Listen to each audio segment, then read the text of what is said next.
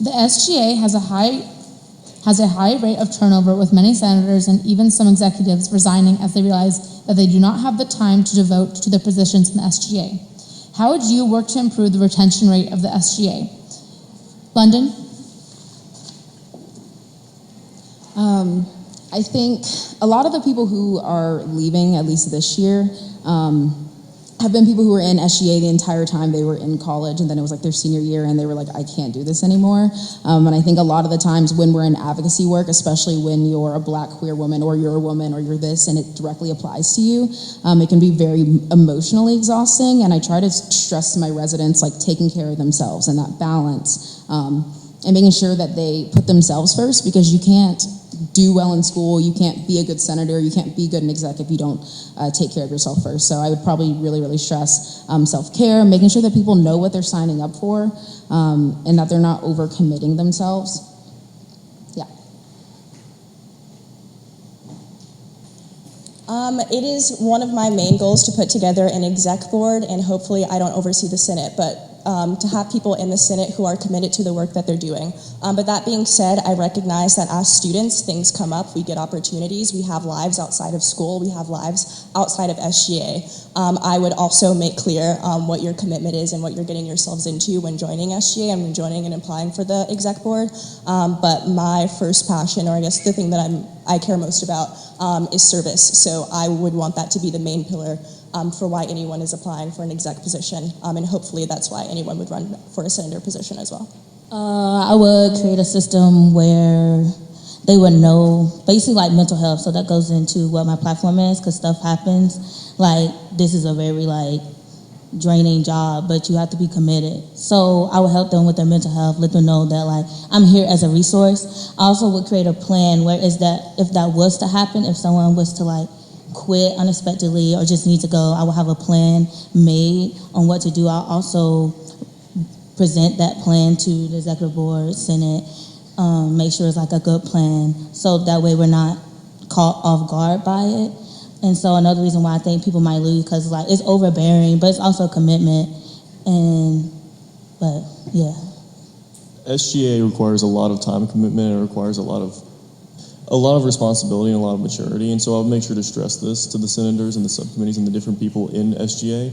And I would also ensure that they knew that even outside of the meeting room, I'm prepared to help them. If they're having a tough week and they really need someone who can help them out to meet their deadlines, I am more than happy to have whatever that conversation is. Do whatever it is. Talk with senators. See if we can work together to figure out if someone's having a tough week, we can get someone else to help you out until you're done, and vice versa. And making sure that they know that I'm not just here to be there for the meetings and to talk to the committees and to talk to the senators. I'm here outside of that. If they need to text me, if they need to email me, if they need to let me know about anything, that's A-okay, and I'm more than happy and prepared to take on that responsibility. I'm clearing my schedule for this next year, so I'm very excited to have that opportunity to work with them and make sure that they stay in SGA. One of my core values is family, so something that I would bring to the table as far as when people start coming to the SGA is, are they passionate about this? Because truly I feel like it should be a family environment, that we are all working towards a common goal of serving the student body. And mainly passion is whenever I bring somebody on board, are they passionate about what they're doing? And that's something I would definitely look for. So I've been in SGA for the past 3 years, so I've been able to observe 3 different presidencies. And one of the things I noticed with retention rates is that when you create a better community between the senators and then the people in the execs, it's a less of a turnover. So one thing we wanted to do was have bulldog check-ins, which we replace one meeting and just come together as a community and check on everyone to see how their mental health is, what we can do to support each other. And we want the community to be able to come to this. We also want for administrative people to come to this as well. So I think that will definitely help with that. Next will be a section of hot takes. Please stand during this section. You will use your card to answer yes or no. Do you support the initiative to place menstrual products in all men's, women's, and gender-neutral bathrooms on campus? That was The current administration was able to divest 10% from fossil fuels. Do you think it's realistic to completely divest from fossil fuels in the next 5 years?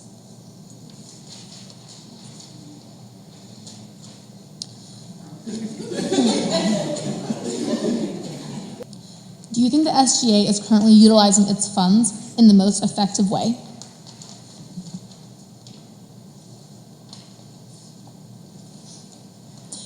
Is UNCA holding true to its pillar of sustainability on campus? Do you think that Title IX is doing enough to protect students on this campus?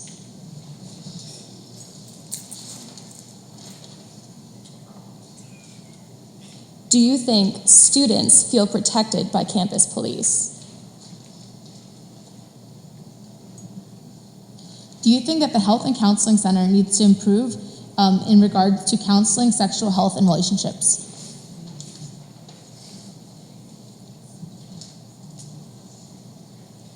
So now each candidate will have 1 minute to do a closing statement. I want to thank y'all for your time.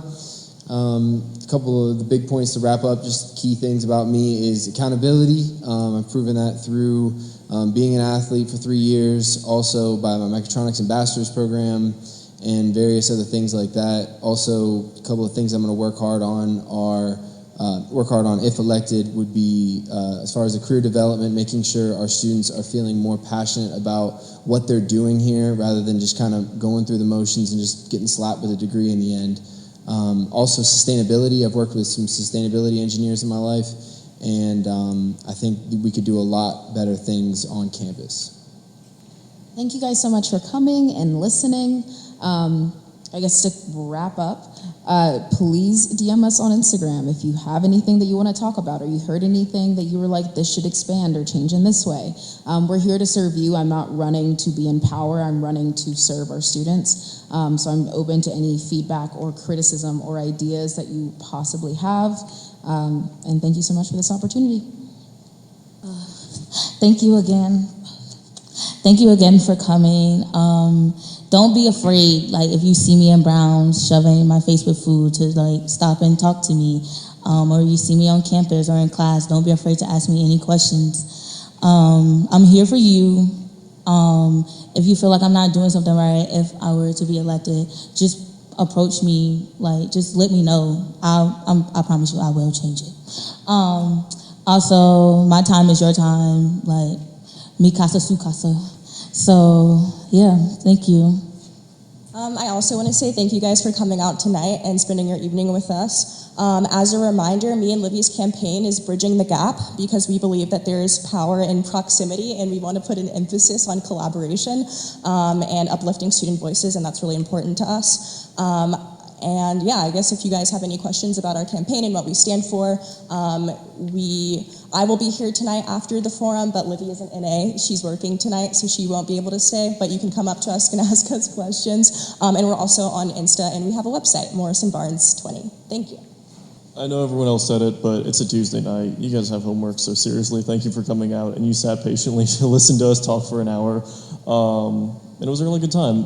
And also, as for the election, this is your guys' decision. You guys are in power. I want to be here to serve you guys, so if you have any questions and you don't want to elect, and if you don't want to DM just London and I, or you just want to DM me specifically, or if you just see me around, feel free. Just be like, hey, here's this thing, I have a question about it, or hey, I'd like to see this on your platform. I'd be really excited. London and I really want to hear your ideas. And yeah, so thank you for coming out.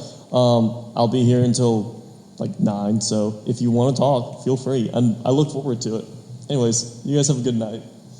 Thank you all for coming out. I hope that we have swayed you to possibly vote for us. If not, that's also okay. If you have any questions, feel free to DM us. As she said, I work, so if I work in your building, you can also come by the desk and be like, hey, I have questions. I'll be like, I got you, I'm here for 2.5 hours. I hope you all have a wonderful night, and Alina will be here to ask questions. You can, as I said before, DM us. We'll also have a questioning thing on Thursday, so one of those pop-up Instagram things, be like, yeah, you're kind of tripping, so I want to know more information. I'll be like, yeah, I got you, boo, or Alina will tell you more info. So thank you.